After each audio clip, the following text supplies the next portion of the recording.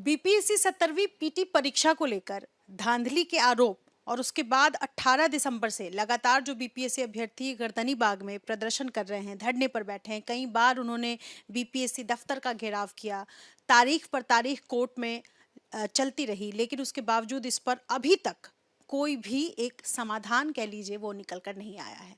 अड़ी हुई है बीपीएससी और छात्र भी उतनी ही जिद पर अड़े हुए हैं कि बीपीएससी 17वीं पीटी परीक्षा करवा करके ही मानेंगे। इस बीच खान सर की दोबारा एंट्री हुई है। खान सर फिर से एक्टिव हो गए हैं और वो गर्दनी बाग जाते हैं सैकड़ों छात्रों के साथ और कहते हैं कि अगर नीतीश सरकार दोबारा सत्ता चाहती है तो बीपीएससी 17वीं पीटी परीक्षा करवाना ही पड़ेगा और पर्याप्त सबूत है हमारे पास। तो खान सर के पास ऐसे कौन से सबूत है और दोबारा एक्टिव होने के क्या कारण है? तमाम सवालों के साथ खान सर इस वक्त हमारे साथ एक्सक्लूसिव बातचीत करने के लिए मौजूद है। कल आप गए, आपके साथ साथ सैकड़ों छात्र वहां जाते हैं और आपने कहा कि नीतीश कुमार अगर वापसी चाहती है सत्ता में तो उसको 17वीं परीक्षा, ये क्या आप धमकी दे रहे हैं क्या नीतीश सरकार को?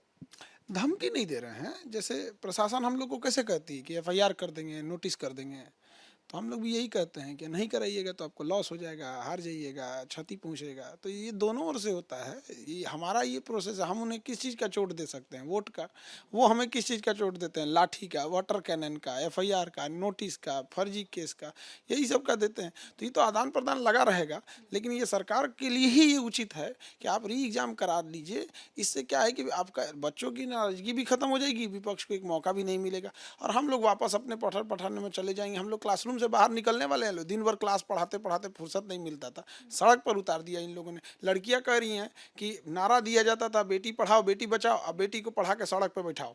सड़क पर जाकर लड़कियों को बैठना पड़ रहा है। तो अभी हम लोग री एग्जाम लेकर रहेंगे लोग और ये सरकार को अब कराना पड़ेगा। कल तक सरकार के बैठे अधिकारी लोग कह रहे थे कि नहीं जरूरत नहीं है, बहुत कम बच्चे हैं, नॉन सीरियस। अब वही कह रहे हैं कि अब तो कराना पड़ जाएगा और ये पक्का री एग्जाम उन लोग को कराना मजबूरी हो जाएगी।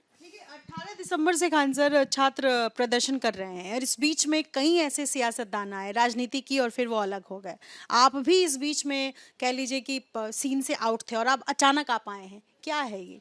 देखिए, पहला जो आंदोलन था उसमें थोड़ा राजनीतिकरण हो गया था। ये आंदोलन का 2.0 है। इसमें राजनीतिकरण हम लोग नहीं होने देंगे। ये मेरा मुख्य उद्देश्य है। और पिछले 1.5-2 महीने से हम पुख्ता सबूत ढूंढ रहे थे और वो सबूत ढूंढने में टाइम लग जाता है। अब वो प्रॉपर सबूत आ चुका है और आयोग अगर इतना कहते हैं तुम सीसीटीवी की फुटेज डिलीट भी कर दोगे ना, तो सीसीटीवी फुटेज भी आ चुका है, उस टाइम फ्रेम का फुटेज भी है।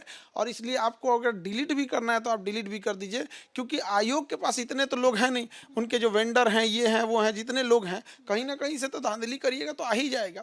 जैसे कहीं कोई अपराध होता है तो जरूरी थोड़ी ना कि अपराधी डायरेक्ट पकड़ा जाए। वहाँ देखने वाला कोई दूसरा व्यक्ति, कभी कोई गार्ड देख लेता है, कोई पड़ोसी देखता है, सारी बातें बताता है। तो धीरे धीरे एक एक करके चीज़ें आ रही हैं और इसमें कितने लोग जाएंगे ये कोई ठीक नहीं है। इसलिए जितना जल्दी री एग्जाम कराना है करा ले। सरकार के पास हमारे लिए सबूत है, वो सीसीटीवी फुटेज उपलब्ध करा दे। नहीं भी कराना है तो फिर वो उस पार्ट का सीसीटीवी फुटेज आराम से उपलब्ध हो जाएगा। ऐसे कौन से सबूत हैं जिसको लेकर आप बार बार जिक्र कर रहे हैं? क्या वो आप हमें दिखा सकते हैं? देखिए, वो चीज़ें तो कोर्ट की होती हैं या फिर उसके होते हैं, लेकिन सबूत में ये चीज़ें हैं। जैसे गया नवादा के ट्रेजरी वालों ने कुछ नहीं बोला।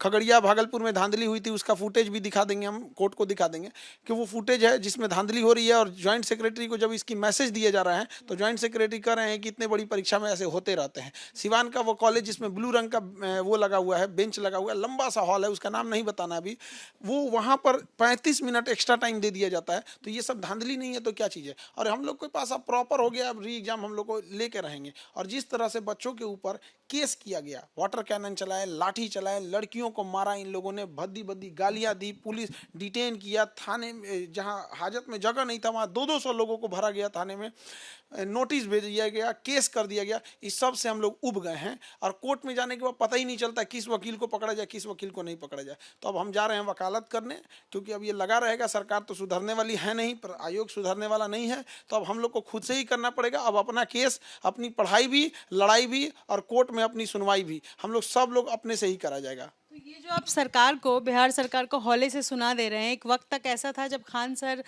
जेडीयू के तमाम नेताओं के साथ नजर आते थे, सरकार से नजदीकियों के कारण चर्चाओं में रहते थे, क्या हो गया है, बेरुखी क्यों? ऐसा देखिए, हम लोग नॉर्मलाइजेशन के लिए सीएम से मिलने गए और अब इसको अब जो भी मीडिया जिस रंग से दिखाए तो अब आप लोग की कला होती है, ये नॉर्मलाइजेशन खत्म हो गया। उसके बाद हम लोग कभी इसके लिए आवाज़ उठा रहे हैं, री एग्जाम के लिए सरकार नहीं मान रही है तो बेरुखी है। हमें कौन सा, हम लोग को कोई राजनीतिक काम थोड़ी है। आज री एग्जाम करा दे, कल से हम दिखना बंद कर देंगे, अपने क्लास में रहेंगे। अब मजबूर कर रही है ना गवर्नमेंट, हम लोग आए और हम लोग गवर्नमेंट को कह रहे हैं, हम समझा रहे हैं, मीडिया वालों को लाख चढ़ाने के बावजूद भी हम लोग मतलब एक लिमिट में ही बोल रहे हैं कि सरकार देखिए, वरना बहुत सारे ऐसे मीडिया है जो एकदम सरकार को कह रही है कि भाई आपका तो ये बीपीएससी मुद्दा एकदम आपको डुबा के रख देगा। और हकीकत मायने में 4.5 लाख परिवार जुड़ा हुआ है वहाँ पे। प्रोटेस्ट में देखिएगा, एक अब प्रोटेस्ट में हम आपको पता है, एक लड़की आती है, वो कैंसर पीड़ित है, वो कैंसर उसको ठीक हो गया है, फिर भी वहाँ प्रोटेस्ट में लड़ रही है। सोचिए उसका क्या कहना है कि सर हम लोग क्या, हम कैंसर को हरा दिए लेकिन बीपीएससी को नहीं हरा पाएंगे, ये कैंसर से ज़्यादा खतरनाक है। ये वाक्य है उन लड़कियों का। सोचिए एक लड़की को कितना भुगतना पड़ रहा है।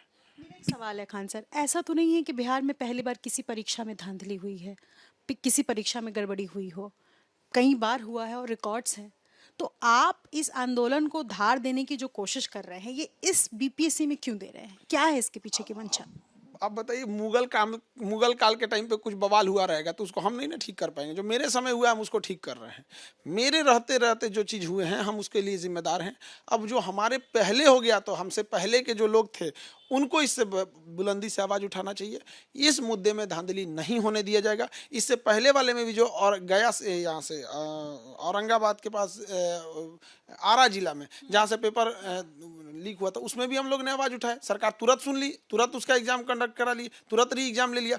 तो हम लोग उसके खिलाफ आवाज़ उठाए थे। अब इसमें नहीं सुन रही है इसलिए लंबा हो गया है। और आप लोग को ऐसा लगता है कि हम लोग आंदोलन को डिरेल कर रहे हैं। आयोग का कहना हम लोग नॉन सीरियस है, आयोग नॉन सीरियस है। हम लोग की बात मान ले, कल से कोई नहीं दिखेगा।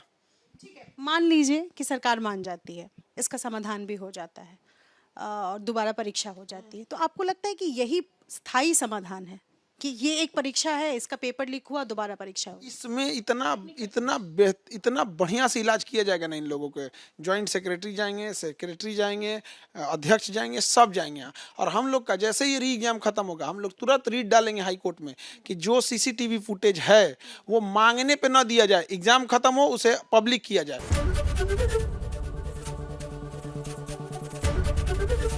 एबीपी गंगा, खबर आपकी, जुबान आपकी।